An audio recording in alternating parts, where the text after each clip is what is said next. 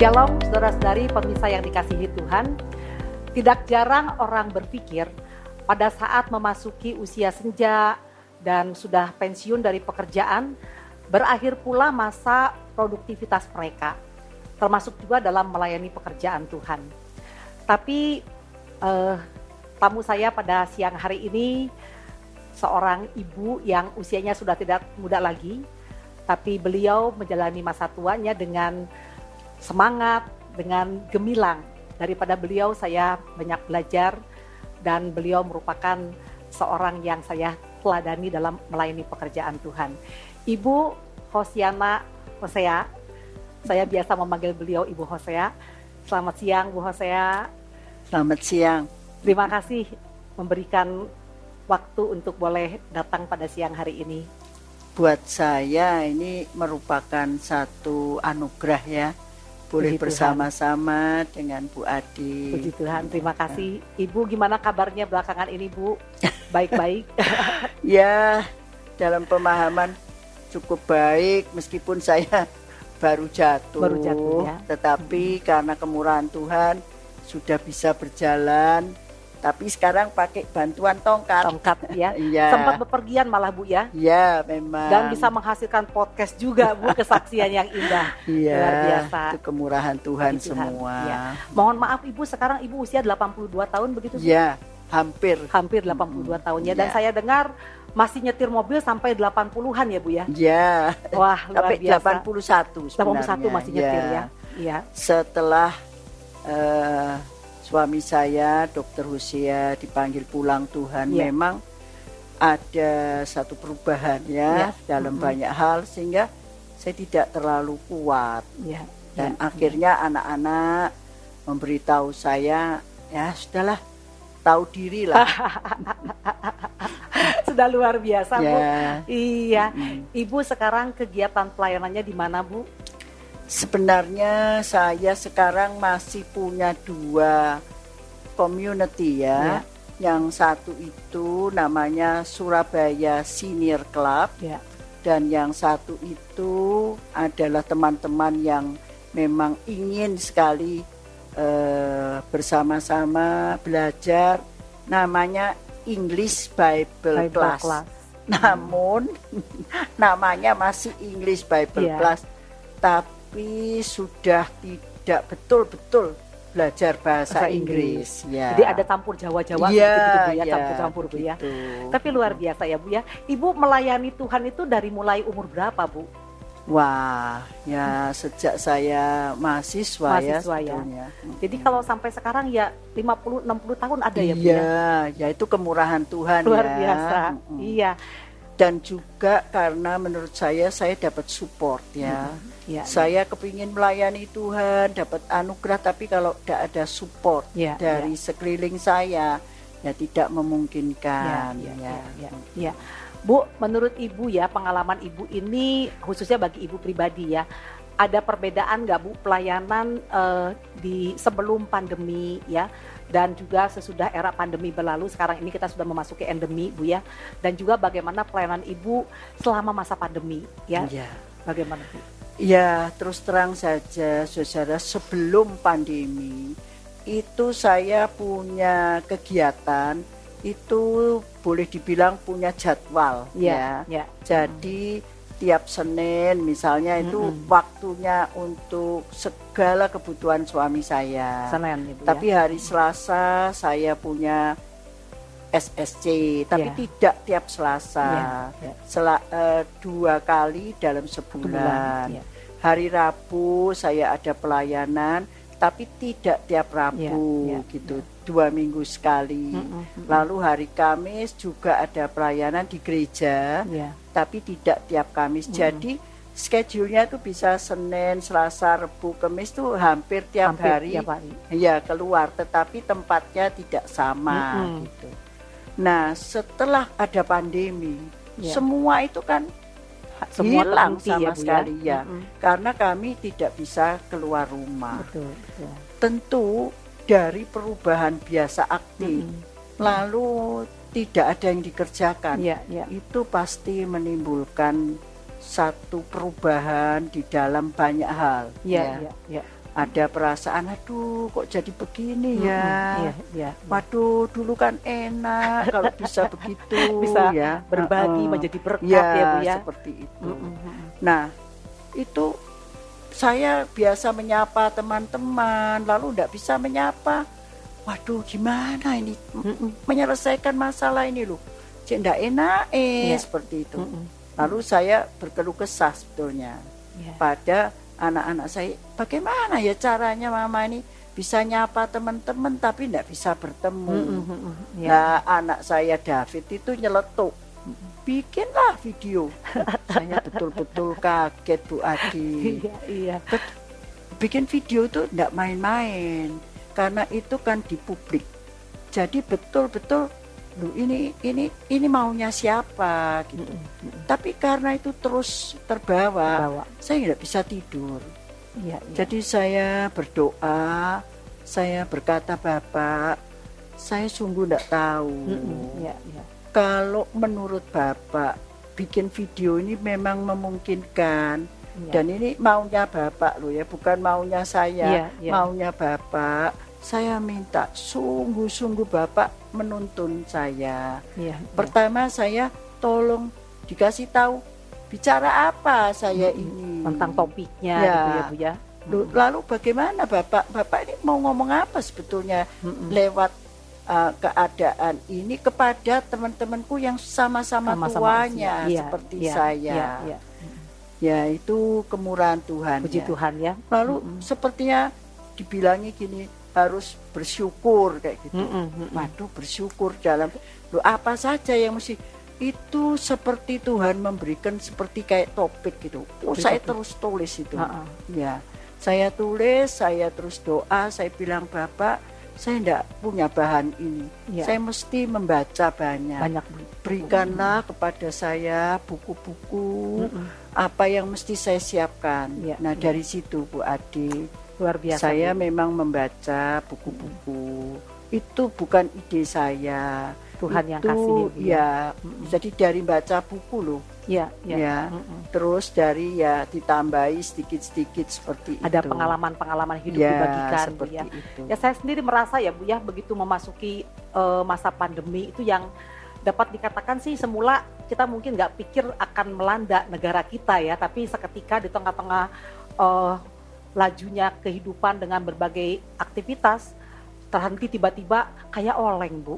Betul. Kayak galau, kayak nggak tahu ini mau kerja apa gitu ya. Tapi saya belajar dari ketekunan Ibu luar biasa, membuat konten-konten di YouTube dan itu viewernya juga ribuan tuh Bu ya. Luar biasa banget itu gitu. Kemurahan Tuhan saja Bu. Itu saya terus terang anak saya saja bilang kalau ada orang 100 saya sih mau lihat. Siapa mau lihat video nih wong tuwek gitu. Ternyata menjadi berkat Bu. Ya itu kalau itu betul-betul beyond di luar nalar dan menurut saya itu kasih karunia Tuhan ya. Tuhan bisa bekerja melampaui apa yang kita pikirkan, yang kita rencanakan ya Bu ya. Betul. Dan video itu benar-benar mungkin era pandemi termasuk juga hal yang bukan saja menyulitkan yang kami yang masih produktif keluar Bu, tapi juga para orang tua yang biasa cuma mengandalkan komunitas tertentu, mereka harus dalam rumah juga ya, ada kekhawatiran nggak bisa sharing dan mereka diberkati dengan podcast-podcast yang Ibu buat di YouTube gitu ya Bu. Iya, seperti itu. Iya. Nah, bagaimana Bu tadi Ibu cerita ya gimana bisa ada ide untuk memulai pelayanan dengan platform digital ini Bu ya. Mungkin bisa diceritakan prosesnya ya, gimana tadi kan Ibu ada cerita Ibu berdoa tentunya minta ide dari Tuhan, Ibu juga banyak baca buku, belajar, ada pengalaman juga dibagikan Bu ya. Gimana tuh Bu pengambilan pengambilan, kan banyak sekarang kalau saya ingat di era pandemi nggak semua orang juga siap memakai platform ini ya Bu ya. Kalau diajak pelayanan digital saya sendiri merasa itu sesuatu hal yang baru bagi saya dan kurang keberanian untuk melakukan ya. Tapi Ibu bisa dengan produktif ya menghasilkan karya dalam setiap waktu. Itu gimana tuh Bu prosesnya, pengambilan videonya dan sebagainya Bu? Pertama kali itu saya bilang, lu kalau mau bikin video pakai apa? Ya pakai ini, katanya anak saya. yang ngambil gambar itu menantu saya. gitu ya. Fani. Ya di mana? Ya di kamarnya mama. Jadi saya duduk di, maaf ya, dengklik, punya dengklik kuno. Saya duduk di situ. Ya. Ya. Nah, pada waktu membuat video pertama itu kan hasilnya kemudian lu kok ya lumayan banyak Baik, yang melihat. ya. Lalu anak saya bilang, ayo yang topik kedua. Nah, karena dikasih sama Tuhan pada waktu itu, boleh dibilang itu bisa keluar agak Cepat. agak cepat, agak teratur. Ya. Nah, lalu setelah sudah dibikin video, bingung. Ya, tuh kan tidak ngerti apa-apa. Tuh, tapi saya sangat bersyukur ya. Tuhan itu menolong kami. Ada satu anak di Amerika. Lalu ini dikirimkan oleh Fani ke temannya di Amerika. Dia yang mengedit. Luar biasa. Lalu saya kan di dalam setiap video itu kepingin mengajak orang tua untuk bisa menyanyi, memuji Tuhan. Jadi kan ada lagu. Jadi putra saya yang kebetulan memang bisa main piano, itu yang mengiringi. Jadi dia di Jakarta, dia main musik, lalu dikirim ke Amerika, lalu itu. Baru bisa semuanya jadi satu. Itu saya lihat bukan karena saya bisa, tetapi itu karena kemurahan Tuhan. Karena saya yakin Tuhan mau gitu. Jadi saya bilang, Tuhan, kalau Bapak yang mau, Bapak bilang loh ya, saya cuma ngerjai loh, karena Engkau yang mau. Siap jadi alat dalam tangan Tuhan gitu ya Bu ya. Kasih saya apa yang memang Tuhan mau kerjakan. Luar biasa Bu, di usia yang sebegini ya Bu ya. Punya ide-ide seperti itu, punya semangat seperti itu ya. Ya itu sebenarnya idenya Tuhan loh ya. Amin. Tapi ada kesiapan untuk dipakai oleh Tuhan ya.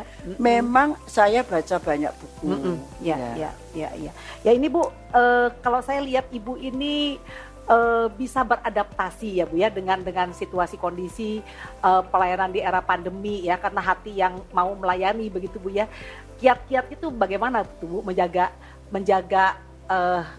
kerinduan itu Bu? Ya,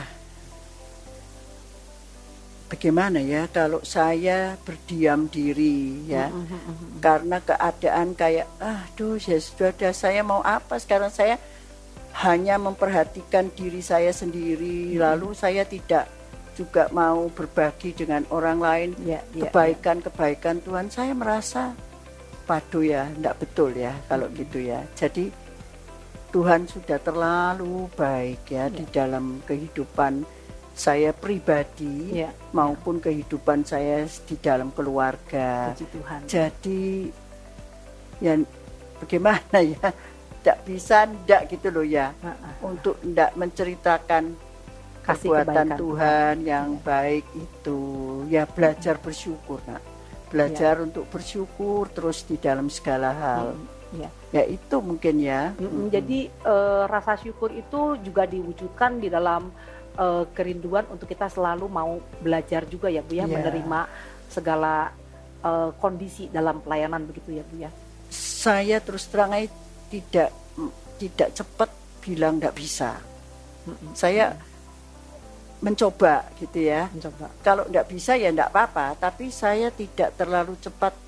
Kalau apa-apa bilang, oh tidak bisa aku, oh tidak mau aku, itu saya hindari. Saya ya tak coba bisa apa berusaha gitu ya. Kalau tidak bisa ya tidak apa-apa. Jadi pada itu yang saya ingin ya, orang usia lanjut tidak gampang-gampang bilang tidak bisa. Tidak cepat-cepat gitu loh. Bilang, oh tidak bisa wis, tidak tahu aku, tidak mau. Itu sesuatu yang sulit ya, jangan gitu ya. Bukan cuma yang usia lanjut tuh Bu, bukan cuma usia lanjut yang suka mengatakan begitu ya, tapi juga saya melihat dalam usia-usia tertentu ada juga sih Bu. Makanya kita mesti punya keyakinan. Kita ini ya bagaimana ya, seperti saya merasa Tuhan selalu bersama. Amin. Loh masa nek Tuhan bersama itu aku apa pada Isa toh. Ya mestinya kalau ada Tuhan ya dicoba dulu lah. Jangan cepet-cepet bilang nggak bisa. Jangan cepat-cepat mengeluh gitu Ya, menyerah Bu seperti ya. itu. Jadi tadi bara api dalam pelayanan itu tetap dihidupkan karena melihat begitu besar gimana ya? kasih Tuhan ya, Bu Iya. ya. Kasih Tuhan. Terlalu besar kasih Tuhan itu. Iya, ya, dan Ibu rindu untuk bisa membagikan kasih Tuhan itu kepada orang Iya, lain. betul. Gitu ya. Saya terus terang kasihan sekali ya pada mereka yang sudah usia lanjut, hidup di dalam keputusasaan, iya. hidup terus menerus di dalam, aduh, ndak bisa melihat bagaimana baiknya Tuhan. Nah, itu saya sangat terpanggil kalau begitu itu. Untuk mereka bisa tetap bersemangat, Ya, melihat akan kebaikan Tuhan dan mau juga meresponi ya Bu ya. ya, Begitu gitu. ya. Nah Bu, tadi kan Ibu ngomong soal kesetiaan dalam kita melayani Bu ya. Tapi kadang-kadang juga Bu ada orang yang merasa harus setia melayani, tapi tanpa sadar Bu kemudian di dalam pelayanan itu dia tanda kutip Bu ya bisa menghambat pelayanan karena ternyata dalam diri dia itu ada post power syndrome Bu ya. Bagaimana kita itu tetap bisa setia melayani tanpa kita itu harus post power syndrome Bu? Nah, ini orang-orang usia lanjut itu banyak mengalami post power syndrome. Karena apa? Pengalaman hidup di masa lalu itu kan selalu ada dua. Iya. Bisa baik, bisa buruk. Dua-dua ini bisa membelenggu kita loh. Gitu ya Bu Di ya. dalam hidup kita sebagai orang usia lanjut ya. Sehingga kita tidak bisa menikmati hidup ini.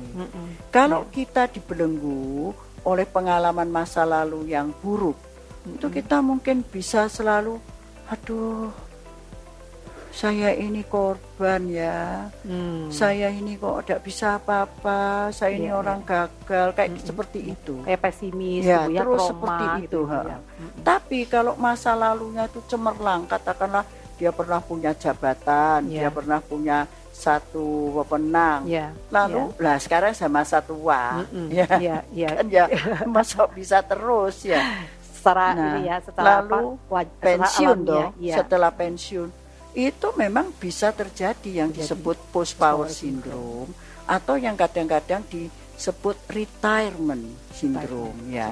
Jadi orang itu lupa gitu loh Mas Ian ya, seiring ingat-ingatnya itu, wih dulu aku punya Kebesaran, power, punya kuasa. Wah, aku pada waktu itu dihargai orang, dihormati orang. Nah sekarang karena dia tidak menduduki jabatan itu lagi, lalu dia bisa merasa, waduh, orang-orang kok sekarang kurang menghargai saya ya. Iya, iya. Orang-orang kok kurang, ya saya ini kok kurang diorangkan. Nah itu bisa menimbulkan di dalam diri orang usia lanjut, terus gampang tersinggung. Iya, iya. Ya, terus dia ya tidak bisa menerima keberadaan dirinya itu, tidak puas dengan sekarang yang ada itu. Iya. Ya, jadi seperti itu. Entah uring-uringan, entah Iya. kemudian ya terus masih mau ya seperti masih berkuasa mau pada memegang gitu ya, Bu ya. terus tidak mau melepaskan. Iya. Nah, iya. itu yang menimbulkan masalah. Masalah. Iya. Ya. Jadi memang harus ada Kerelaan. gitu ya. Kerelaan hati untuk belajar nyadari diri gitu loh. Loh lah aku ya sekarang ya wis umur piro, aku sekarang memang sudah tidak punya jabatan, ya beri kesempatan pada yang lebih muda dan dengan ikhlas ya. Dengan ikhlas ya. Ikhlas melepaskan itu dan melihat anak-anak muda maju berkembang, waduh bisa seneng toh. Harus berjiwa besar gitu. Ya, harus seperti itu. Harus seperti itu. Itu harus belajar melepas. Ya, Ya, seperti itu. Saya Jadi, terus terang ya sudah tidak lagi terlalu aktif ya sebagai pengurus. Saya sangat bersyukur karena di gereja saya orang-orang yang lebih muda mau maju. Ya saya cuma tinggal ngarahkan sedikit-sedikit aja. Jadi penasehat mungkin Bu Iya. ya. Jadi ada regenerasi daripada Iya, harus itu. kalau untuk demi kemajuan ya Bu ya. Iya, demi Iya, kemajuan. iya. Nah, kalau saya lalu tetap mau jadi, wah sekarang saya tidak dianggap, waduh, saya bisa sakit loh. Iya, itu akan jadi sakit mental. Iya, Kalau iya. seperti itu. Dan bagi kondisi sebuah pelayanan juga seringkali ada kondisi yang jadi pakuh gitu ya Bu ya. Iya, Begitu enggak ya. betul. Oke, Bu Hosea, ada pesan-pesan mungkin yang mau disampaikan kepada kami-kami yang masih berusia lebih muda juga ya, yang masih mungkin banyak Kalau kesempatan saya Tuhan yang berikan. ngomongnya pada yang tua itu ya. Gini loh, kalau masih muda kan masih banyak kekuatan, Iya. kesempatan. Iya, Saudara, hidup ini adalah kesempatan. Dan hidup ini sifatnya kan sementara. iya, Ada lagu yang mengatakan selagi kita masih kuat, amin. mari kita pakai kesempatan ini untuk melayani Tuhan. Dan kalau saudara melayani Tuhan, saya jamin ya, melayani Tuhan tidak pernah rugi, Amin, amin. selalu untung. Amin, amin. Karena yang dilayani itu raja, segala raja itu satu kehormatan. Amin. So, tetap setia melayani Tuhan sampai akhir. Amin. Ya, Puji mungkin Tuhan, itu. terima kasih. Iya. Ya, Pemirsa sekalian, memasuki usia senja merupakan suatu proses dalam kehidupan, suatu realita yang tidak dapat dihindari. Tapi bagaimana kita mengisi dan menjalani usia senja itu merupakan sebuah pilihan. Paulus dalam Filipi 1 ayat 21 mengatakan bahwa karena bagiku hidup adalah Kristus dan mati adalah keuntungan. Selama napas hidup masih Tuhan berikan kepada kita, baik kita yang masih berusia lebih muda daripada Ibu Hosea ya, maupun juga bagi para pemirsa yang mungkin berusia sudah tua, lebih tua ya. Itu berarti masih ada kesempatan yang Tuhan berikan kepada kita untuk kita bisa mengisi kehidupan kita, untuk kita bisa melayani Tuhan melalui bagian yang Tuhan percayakan kepada kita. Hidup kita boleh berkarya bagi kemuliaan Tuhan, dan Tuhan akan memakai kita menjadi berkat bagi orang-orang sekitar kita. Sampai kita bertemu dengan Tuhan, Tuhan berkata, sudah cukup tugas kita dalam dunia ini. Dan kita boleh berkata seperti pemazmur dalam Mazmur 119 ayat 112. Telah kucondongkan hatiku untuk melakukan ketetapanmu untuk selama-lamanya sampai saat terakhir. Kiranya Tuhan boleh memberkati kita dengan kekuatan dan semangat yang baru untuk boleh terus melayani Dia.